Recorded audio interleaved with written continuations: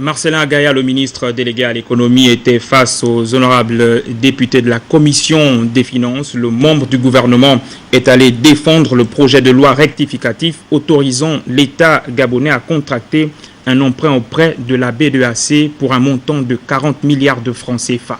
Jules Daflor-Odembe, Tim Boulenge.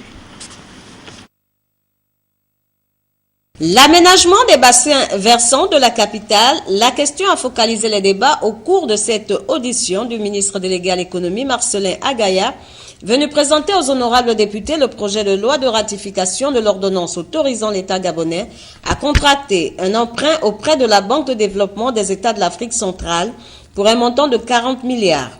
Marcellin Agaya a précisé les motivations de ce projet d'envergure. Ce prêt est destiné au financement du plan dit complet de réinstallation des populations affectées par le projet d'aménagement des 3 bassins versants de Guégué, Loéiaï et Nouvelle.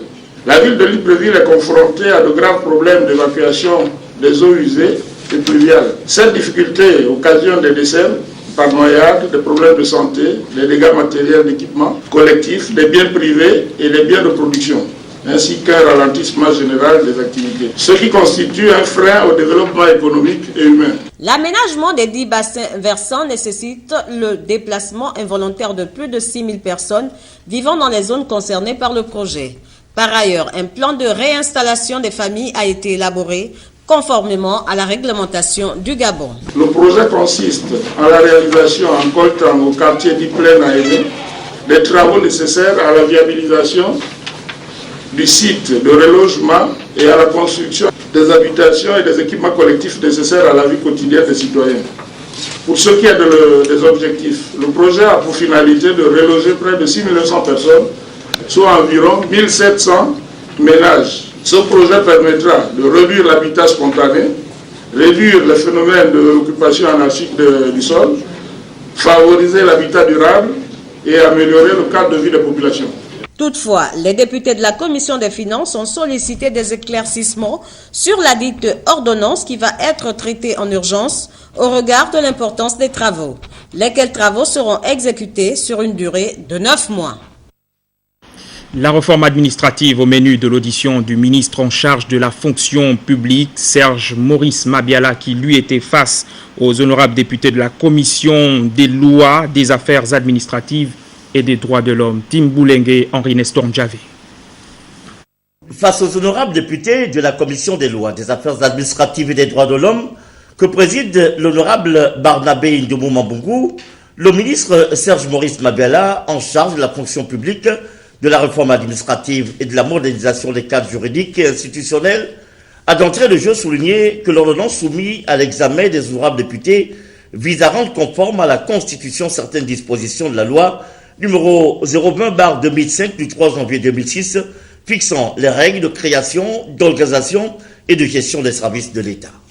La ratification sollicitée de la dite ordonnance vise une plus grande efficacité de l'action gouvernementale dans la mise en œuvre de ces différentes politiques publiques, dont le premier moyen est l'administration, organisée soit en service public central, soit en service public personnalisé.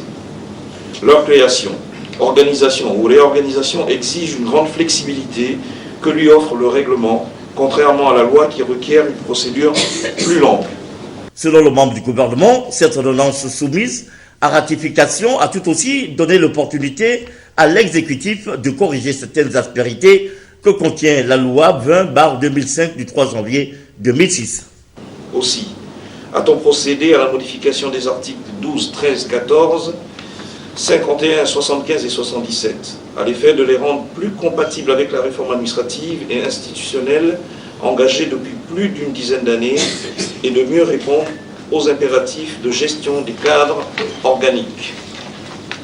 En effet, l'ordonnance numéro 003/PR 2014 du 19 février 2014 supprime les articles 16, 18, 29 et 76 pour une meilleure compréhension et de lisibilité de la loi numéro 020/2005 du 3 janvier 2006, qui est notre loi cadre en matière de création, d'organisation et de gestion des services de l'État. Précisons que, comme à l'accoutumée, le ministre Serge Maurice Mabiala a eu droit à l'artillerie lourde liée aux questionnements des honorables députés et autres suggestions et contributions, aussi bien sur la forme que sur le fond de cette ordonnance, ainsi que sur l'impact de la mise en œuvre de cet instrument juridico-administratif.